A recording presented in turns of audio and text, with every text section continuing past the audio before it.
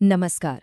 हर बड़ी फिलॉसफी, हर बड़ा दर्शन एक सवाल से शुरू होता है और बौद्ध धर्म की कहानी तो उस एक सवाल से शुरू होती है जो शायद हम सब ने कभी ना कभी खुद से पूछा है कि आखिर जिंदगी में ये दुख है क्यों। तो चलिए आज इसी खोज को समझने की कोशिश करते हैं। तो आगे कैसे बढ़ेंगे? देखिए, सबसे पहले हम उस बुनियादी सवाल को देखेंगे, फिर सिद्धार्थ के राजकुमार से बुद्ध बनने के सफर को जानेंगे। इसके बाद दुख खत्म करने का उन्होंने क्या रास्ता बताया वो समझेंगे।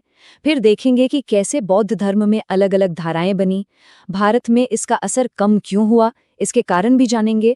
और आखिर में सबसे जरूरी बात, आज के दौर में बुद्ध की बातें कितनी मायने रखती हैं। जैसा कि मैंने कहा, हर महान कहानी एक सवाल से शुरू होती है और बौद्ध धर्म की शुरुआत तो अस्तित्व के सबसे सबसे मौलिक सवाल से होती है।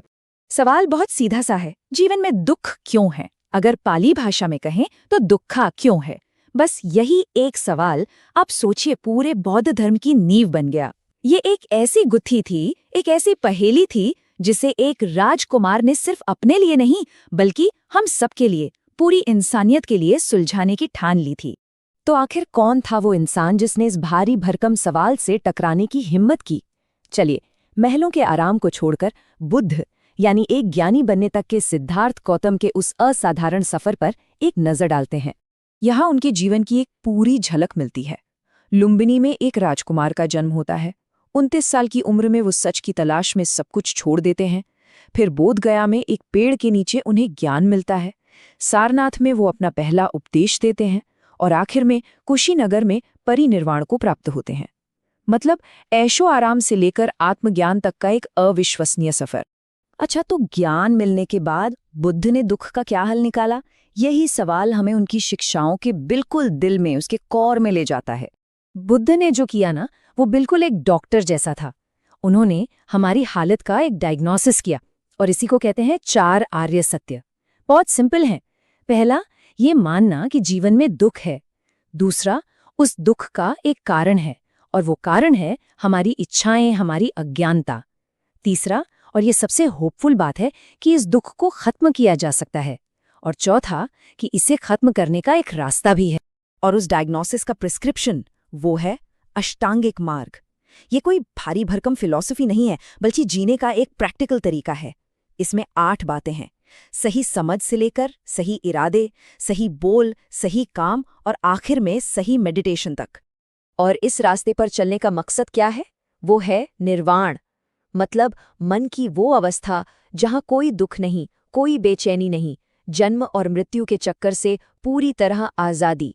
इस पूरी प्रैक्टिस की नींव 3 चीजों पर टिकी है, जिन्हें त्रिरत्न कहते हैं। बुद्ध यानी वो गुरु जिन्होंने रास्ता दिखाया, धम्म यानी उनकी दी हुई शिक्षाएं, और संघ यानी वो कम्युनिटी जो इन शिक्षाओं को जिंदा रखती है। अब देखिए, कोई भी विचार जब दुनिया में फैलता है तो उसकी अलग अलग व्याख्याएं होने लगती हैं, मतभेद भी होते हैं। बौद्ध धर्म के साथ भी कुछ ऐसा ही हुआ। ये दुनिया भर में तो फैला, लेकिन इसमें बंटवारा भी हुआ। बुद्ध के जाने के बाद उनकी शिक्षाओं को सहेजने के लिए और जो नए सवाल उठ रहे थे उन पर बात करने के लिए समय समय पर बड़ी सभाएं हुई, जिन्हें बौद्ध संगीति कहते हैं। कुल 4 बड़ी संगीतियां हुई। पहली में तो शिक्षाओं को इकट्ठा किया गया, लेकिन चौथी संगीति आते आते तक वैचारिक मतभेद बहुत गहरे हो चुके थे और यहीं से बौद्ध धर्म की 2 बड़ी शाखाएं साफ तौर पर अलग हो गईं। एक थी हीनयान, जिसका जोर हर व्यक्ति की अपनी मुक्ति पर था, और दूसरी थी महायान, जिसका लक्ष्य था दुनिया के सभी प्राणियों की मुक्ति, और इसमें बुद्ध को एक दैवीय रूप में देखा जाने लगा। अब ये एक बहुत ही दिलचस्प सवाल है, एक पैराडॉक्स जैसा। अगर बौद्ध धर्म इतना पावरफुल था तो फिर भारत से, मतलब अपनी ही जन्मभूमि से, ये लगभग गायब क्यों हो गया?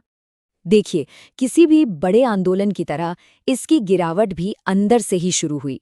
मठों में धीरे धीरे भ्रष्टाचार और ऐशो आराम बढ़ने लगा, राजाओं का समर्थन कम होने लगा, और सबसे बड़ी बात, ये धर्म आम लोगों की भाषा पाली से हटकर मुश्किल संस्कृत की तरफ चला गया, जिससे लोग इससे कट गए। और ठीक इसी समय बाहर से भी दबाव बढ़ रहा था। हिंदू धर्म में एक नई चेतना आ रही थी। शंकराचार्य जैसे बड़े दार्शनिक सामने आए। और फिर बाहरी आक्रमणकारियों ने नालंदा जैसी महान यूनिवर्सिटीज को तबाह कर दिया।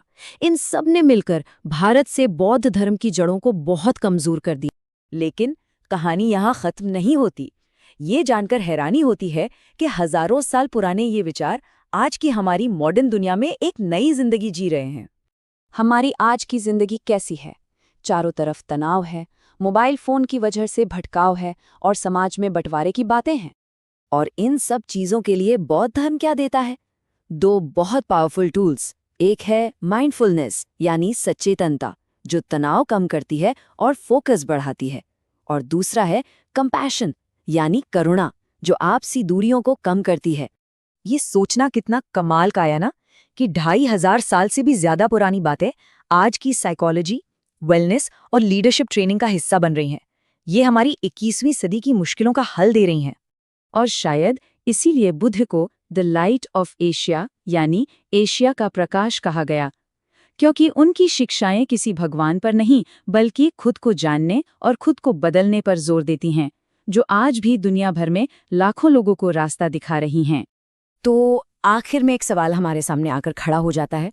आज की ये जो दुनिया है, इतनी कॉम्प्लेक्स, इतनी भागदौड़ वाली, क्या इसमें शांति पाने के लिए वाकई 2500 साल पुराना ये रास्ता आज भी सबसे कारगर है? इस पर सोचना तो बनता है।